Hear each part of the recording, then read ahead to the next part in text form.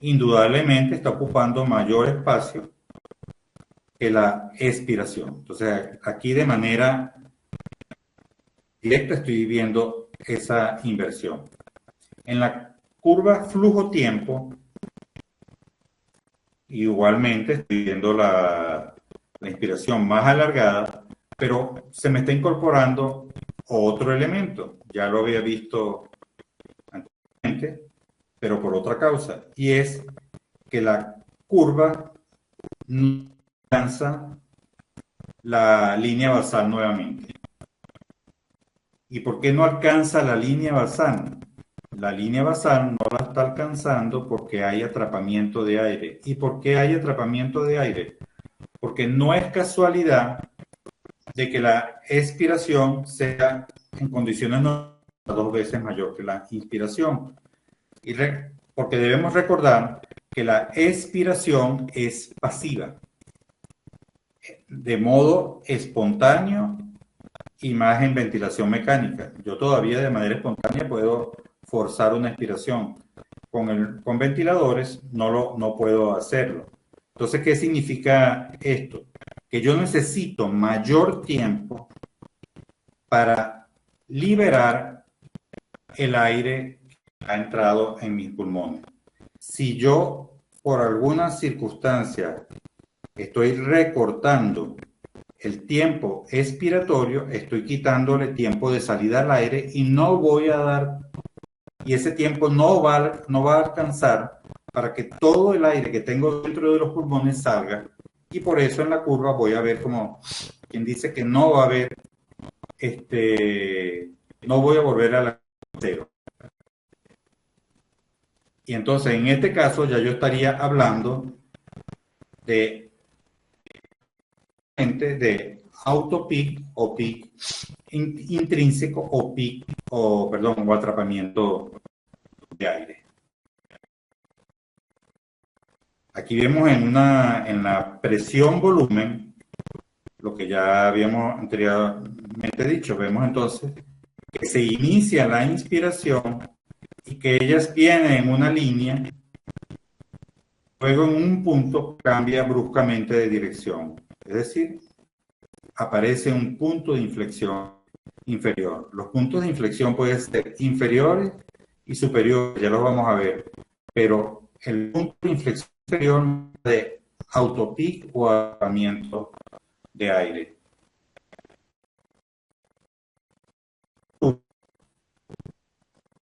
Entonces, que no hay un cierre, así como no lo hay en la flujo tiempo, en la flujo volumen B, nuevamente, que no hay un cierre completo de la curva sobre sí misma. Es decir, no todo el flujo o el volumen a través de ese flujo que entró al pulmón está saliendo en ese tiempo expiratorio. Y es la manera tanto fisiológica como fisiopatológica de que actúa la inversión de la relación inspiración-expiración en nuestros pacientes. O sea, con mi ventilador y de manera consciente de invertir la relación inspiración-expiración. De hecho, muchas veces se hacía como una manera de optimizar o mejorar la oxigenación en un paciente determinado. Ahora, lo que pocos saben o no todos saben es que esto actúa porque está aumentando el PIC, porque al final el PIC que va a tener nuestro paciente va a ser la suma del PIC que le estoy colocando más el autopic, comportamiento de la relación inspiración-expiración. La otra circunstancia, que no sea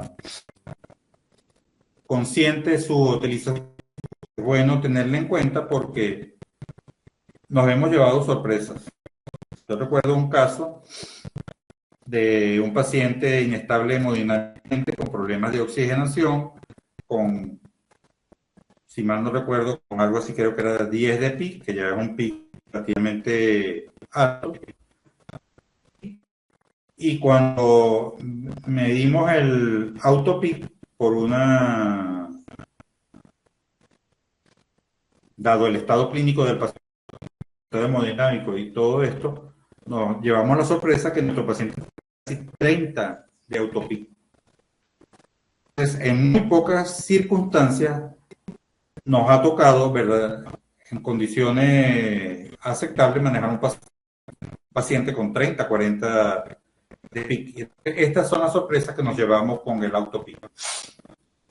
El autopic no es visible si no lo buscamos, pero sí podemos inferirlo por cambios en la curva y nos podemos llevar entonces grandes sorpresas. El consejo es que el autopic hay que buscarlo.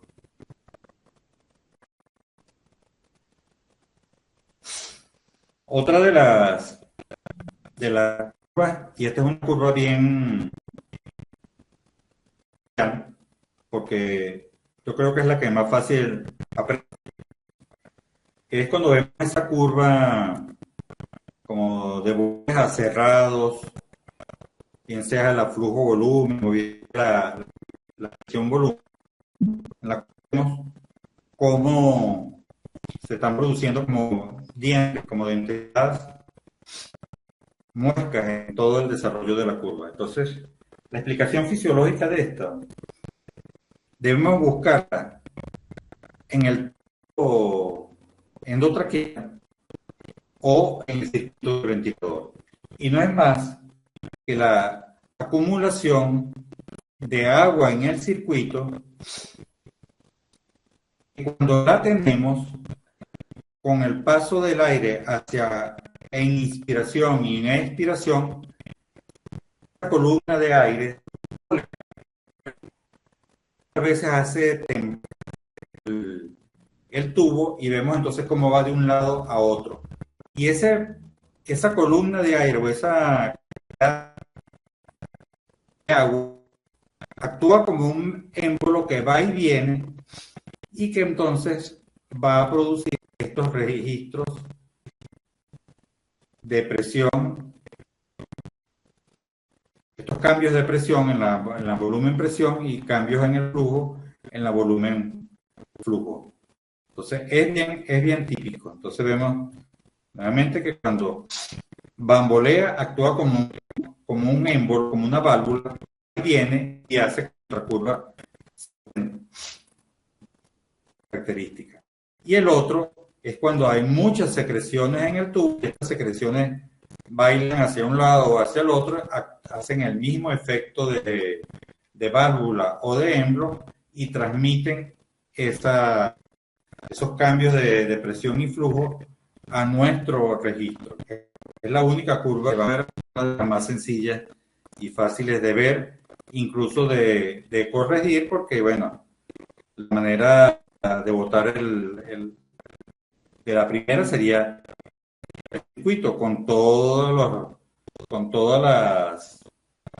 las recomendaciones que hay para el mismo. Si el paciente tiene un pic alto, no podemos desconectarlo mucho tiempo, y hay otras de sentido común, como vendría siendo desconectarle. Siempre me acuerdo del doctor España por este ejemplo, de que lo primero que hacemos es la manguera y apuntamos el piso, llegamos al piso y nos vemos héroes porque acabamos de solucionar pero resulta que detrás de está la señora, la calle, esos héroes, entonces no está toda la generación, la primera, y la otra es asegurar la aspiración adecuada del paciente. Es de pinto son clínica que vamos a hablar sobre otro punto y para introducir otro concepto que he mencionado, y es el concepto del punto de inflexión superior. El punto de inflexión superior, entonces vemos aquí, como en esta curva, que viene de esta manera. Entonces, estamos acostumbrados a verla de esta manera, parte y se regresa. En esta, solamente vemos que hay dirección aquí. Aquí yo tengo un punto en este ejemplo. Pero también tengo un punto de inflexión superior. Este punto de inflexión superior es producido por sobredistensión y tiene una forma típica que se relaciona o que se dice que se parece a un pico de gaviota. Entonces, una curva con pico de gaviota nos está de sobredistensión pulmonar. Aquí más o menos está un dibujito de la gaviota para que vean más o menos la similitud de esta curva. Entonces, bueno, esto sería un paciente con sobredistensión pulmonar y esto sería de corregir la sobredistensión pulmonar.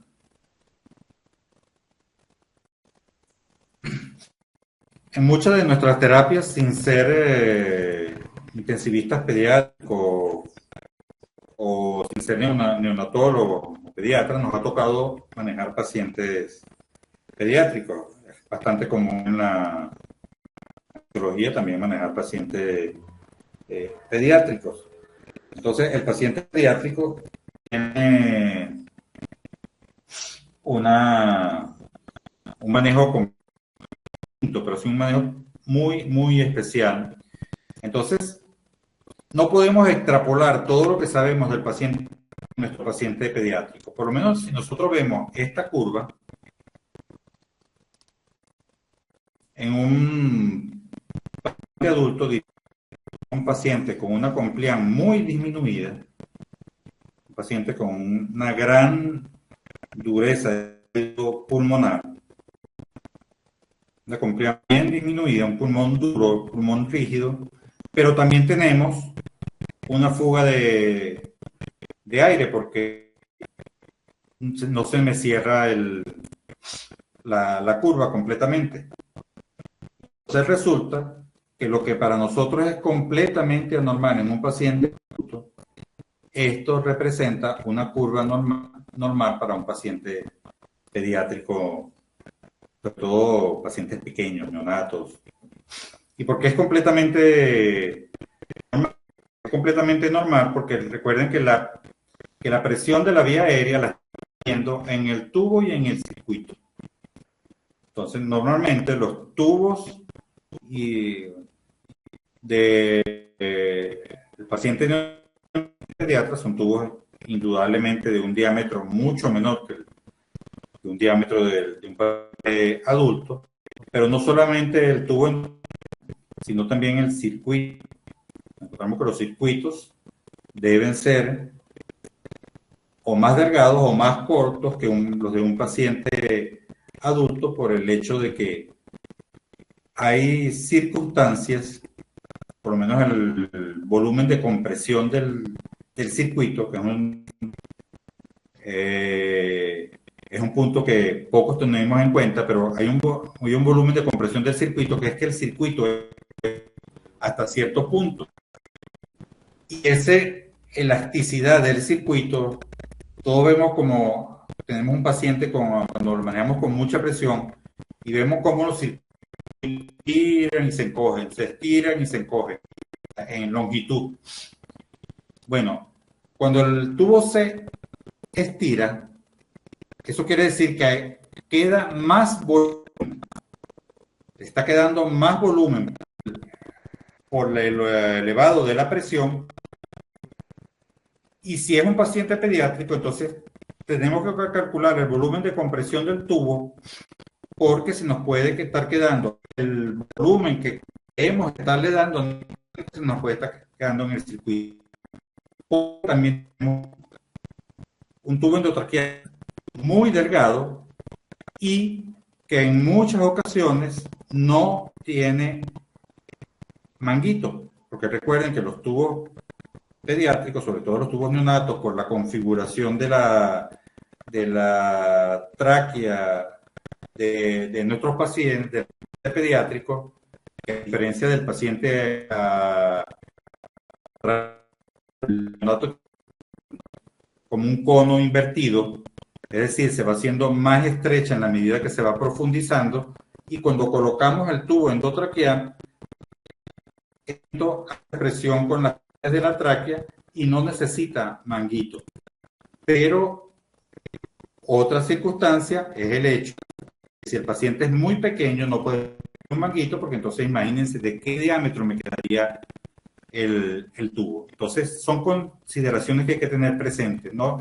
Tenemos un paciente adulto a un paciente pediátrico, sobre todo si son de pequeños, porque podemos malinterpretarlo como que tengo una presión de la vía aérea elevada y una compliance baja, cuando en realidad es fisiológico para ese caso en particular. Flujo insuficiente. Esta también es una curva que es muy típica. Las curvas, excepto que se estén iniciando, nunca se entrecruzan.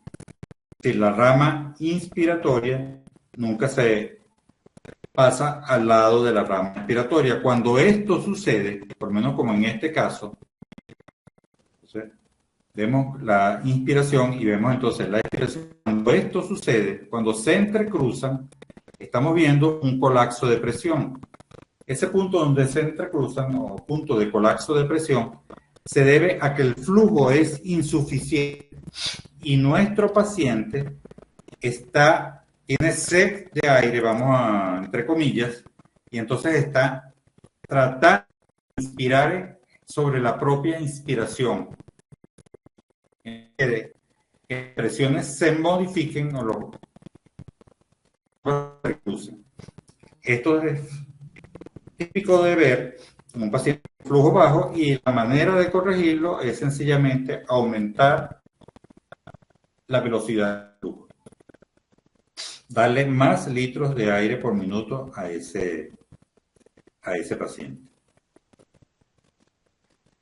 Otra forma de ver esta curva o de ver esta es cuando vemos que nuestro paciente, en este caso un paciente con TMB, cuando vemos que nuestro paciente hace una inspiración o hay una muesca inspiratoria sobre la propia inspiración del equipo. Entonces esto es inspiración sobre inspiración, que es la misma curva. El efecto que estoy viendo aquí es esto mismo que está sucediendo aquí, inspiración sobre expiración, pero en la flujo tiempo voy a verlo de esta manera. Entonces aquí tengo ese momento captado en otra curva, y bueno, esto sería corregido.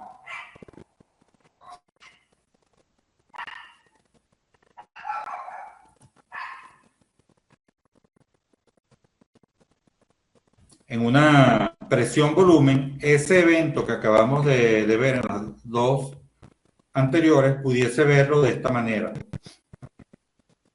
Hay una muesca en la historia de la curva presión-volumen, me representa un efecto del paciente y que indudablemente me lleva a dos puntos. Tengo dos diagnósticos en uno. Primero, tengo un paciente que se está asistiendo, o no que se está asistiendo. Tengo un paciente que tiene, es decir, que quiere respirar de manera espontánea. Eso sería muy bueno, dependiendo de nuestro paciente. Pero lo malo es que eso representa paciente ventilador. Esto no debería pasar. Esto significa que tengo un flujo insuficiente. Luego podemos ver en esta curva el tiempo inspiratorio, como vemos que en la medida que el paciente va inspirando, de repente se corta el flujo, hay una caída brusca del flujo, y eso lo que me traduce es que tengo un tiempo corto, un poquito más de tiempo inspiratorio, para permitir que mi paciente tome todo el aire que requiere.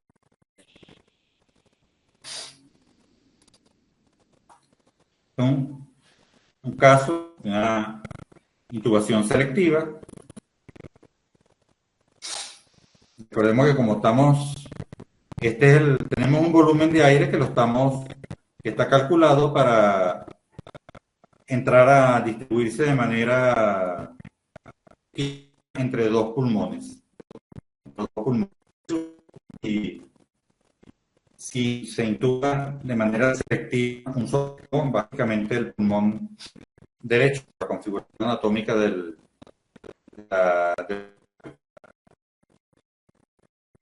todo el volumen que yo estaba fijando para ambos pulmones está entrando a un solo pulmón. Entonces veo que inicial, la curva que venía presentando este paciente, la asa presión-volumen, esta, entonces de manera súbita un desplazamiento hacia la derecha, y eso se traduce por una disminución de la compliance, la cual, si acompaña, básicamente debería por una presión de la vía incrementada y una saturación de oxígeno disminuida, debemos pensar rápidamente en que tengamos una intubación selectiva. O esto también pudiese pasar si tengo de repente un paciente que me desarrolla de manera aguda un pulmonar. Voy a ver todo lo que estoy viendo, voy a tener una compliance disminuida, una saturación disminuida, una presión de la vía aérea incrementada. Es donde la clínica se debe imponer, porque si no tengo crepitantes de marea, si no tengo ningún otro signo de edema y por el contrario tengo una disminución, una abolición del murmullo vesicular en uno de los pulmones, entonces el diagnóstico se nos hace fácil, pero debemos pensarlo.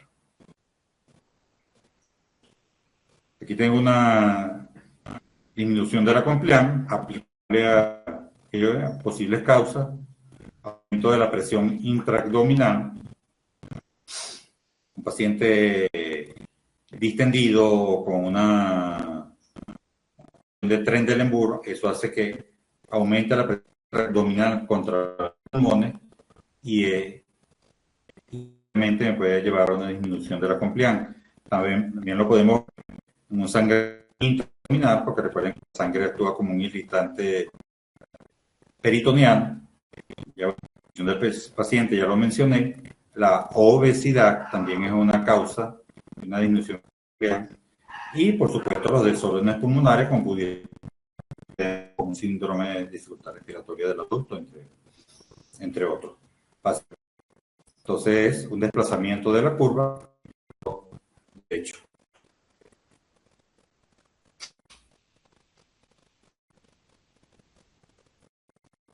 Luego, en la curva flujo-tiempo,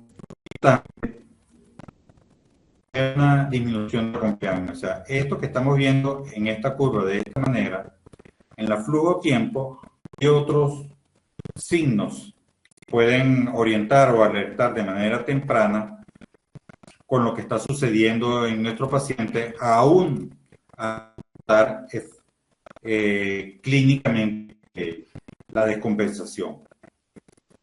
Entonces, hay un acortamiento de respiración, pero lo más llamativo es que hay una profundización del flujo, del pico del flujo expiratorio y como muy agudo o cortante. Ya veremos un caso contrario para notarlo aún más. Entonces vemos que hay un acortamiento porque se está dando al disminuir la confianza, entonces la capacidad elástica de ese nuestro la capacidad para dejar de distender. Entonces, aire que entra y probablemente está al volumen que está ejerciendo una presión. En el momento de la expiración tenderá a hacerse de manera brusca o tratar de salir ese aire porque sencillamente el pulmón está muy duro. Entonces, espero que me hayan seguido en lo que quiero decir. Y esto va a hacer entonces que en la flujo tiempo veo una profundización de la curva con un borde agudo y un acortamiento. Vamos a verlo aquí en el caso contrario, por lo menos lo que ocurre en un enfisema. En un enfisema, esa misma curva tendría esta forma. Es todo lo contrario de una disminución de la complejidad. El problema que es de una complejidad demasiado permisiva, o sea, demasiado alta, por decirlo. Entonces, ¿qué es lo que pasa? Vamos a ver que no hay profundización de la rama expiratoria del flujo, rompe y que la expiración es todo lo contrario a lo que veo en el otro caso. Porque entonces, y aquella sería una cuestión disminuida. Y para diferenciarlo de la enfermedad pulmonar obstructiva, hay una entonces vemos signos como una mezcla de signos. Vemos que no hay una profundización de la rama expiratoria del flujo, pero sí hay un borde agudo o cortante con un aumento de la convectividad hacia el lado y signos de tratamiento de aire, porque no hay la curva no termina de llegar a su punto, por lo menos no en el tiempo expiratorio que tiene. Hay que darle mucho más tiempo expiratorio para que produzca el vaciamiento del pulmón. Evaluando para evaluar el uso de unos fármacos como en evaluación de la terapia broncodilatadora. Entonces vemos flujo en un paciente con prebroncodilatador, como aumenta de tamaño, aumenta el volumen de aire intrapulmonar por disminución de las resistencias de la vía aérea. Es otro medicamento que también podemos evaluar. Curvas. Ojo, y quiero hacer énfasis en que hasta este momento lo que hace es me disminuye la tensión superficial evitándome la atelectasia. ¿Qué vería yo en un paciente, un recién nacido prematuro? Bueno, una curva completamente desplazada hacia la derecha y luego de la administración del surfactante, esta curva tiene que desplazarse a la izquierda. Detectando desacople en la ventilación, el desacople o asincronía paciente-ventilador, es decir, cuando el ventilador o mejor dicho, el paciente lucha contra el ventilador, porque sencillamente no están sincronizados.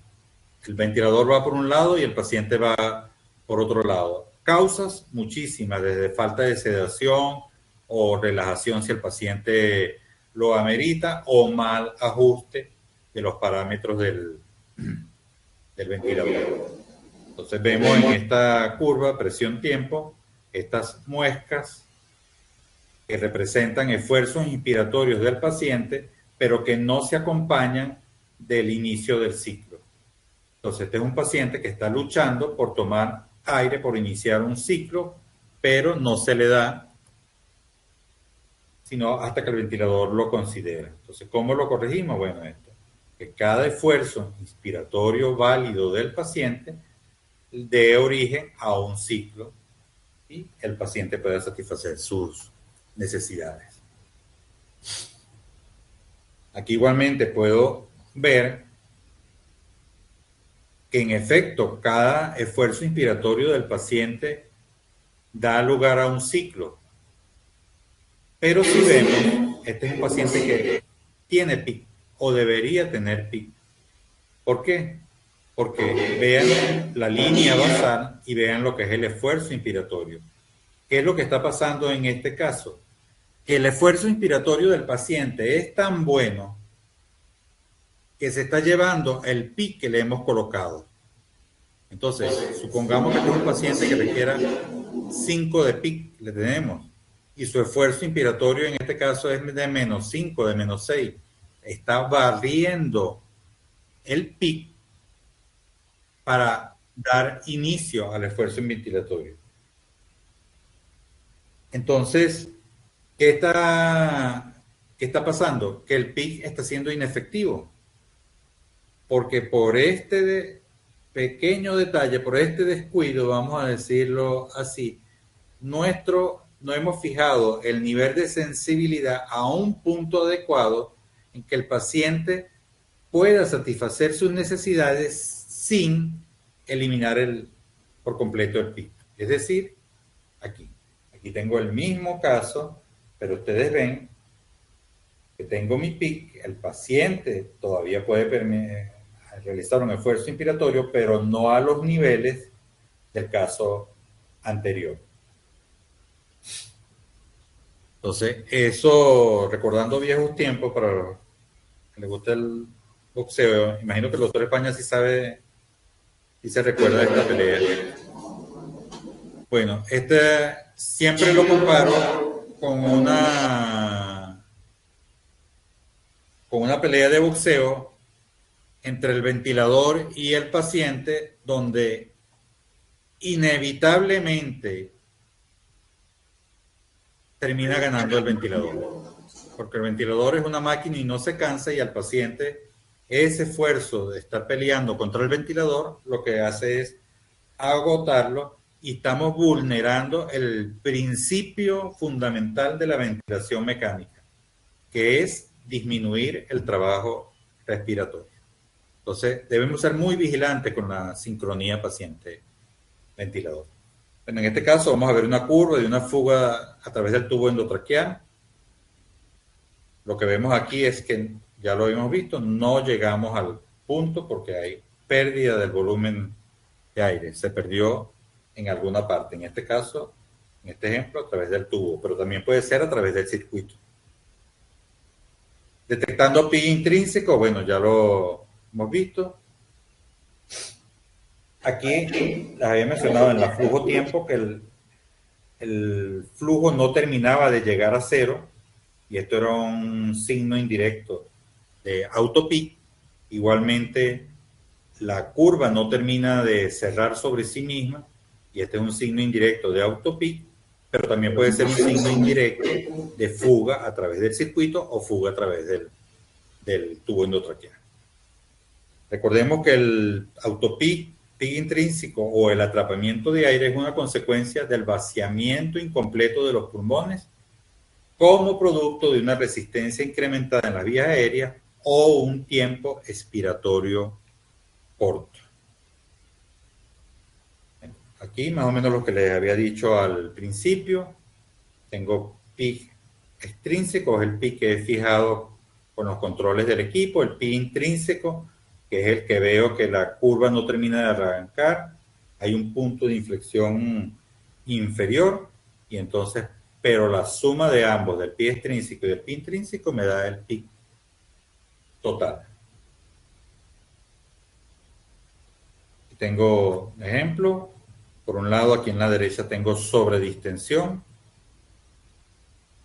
En la izquierda tengo atrapamiento, punto de inflexión inferior, punto de inflexión superior, y esta sería mi curva normal. Ya para finalizar, vamos a hablar de esto, de los puntos de inflexión y la ventilación protectora. La ventilación protectora es una estrategia ventilatoria que consiste en causar el mínimo daño posible pulmonar, bien sea por mecanismos de sobredistensión o mecanismos de cizallamiento, es decir, la apertura y el cierre continuo de las unidades alveolares terminan produciendo daño, así como la sobredistensión. Entonces, es tan dañina la sobredistensión por un aumento de presión, por volúmenes inadecuados, por presiones inadecuadas, por flujos inadecuados, por etcétera, como el cizallamiento, es decir, la apertura y cierre de esas unidades alveolares por falta de un PIC adecuado, por ejemplo, o por falta de una pausa inspiratoria adecuada para compensar esto. Entonces, es importante que así recordemos que tenemos un punto de inflexión inferior y un punto de inflexión superior, que el punto de inflexión superior se debe a sobredistensión y el inferior a autopic, y que la estrategia de ventilación protectora es sencillamente ubicar nuestros límites de ventilación entre el punto de inflexión inferior, es decir, nuestro pic, por encima del punto de inflexión superior, y nuestra presión inspiratoria pico por debajo del punto de inflexión superior. Esto sería lo que se conoce como zona segura. Y es lo que me va a disminuir lo que hemos conversado sobre el daño por sobredistensión y por cizallamiento. Entonces, recordemos, la estrategia de ventilación protectiva o protectora se basa en la ventilación con pequeños volúmenes entre los puntos de inflexión superior e inferior de la curva presión-volumen, evitando de esta forma la lesión por cizallamiento y minimizando el riesgo de bolotrauma. Bueno, hasta aquí, entonces ha sido la clase. Espero que lo hayan entendido. La mejor manera de esto no es aprendérselo como tal, porque va a ser difícil. Esto es mucha memoria visual. La mejor manera es, nosotros en nuestra época hacíamos miniaturas de las diapositivas y teníamos las curvas, como quien dice, a la mano en el bolsillo de nuestra bata, y cuando era necesario la comparábamos con la que teníamos y podíamos minimizar los tiempos de respuesta ante cualquier cambio en la curva o en las gráficas de función pulmonar de nuestro paciente. Bueno, muchas gracias por su atención.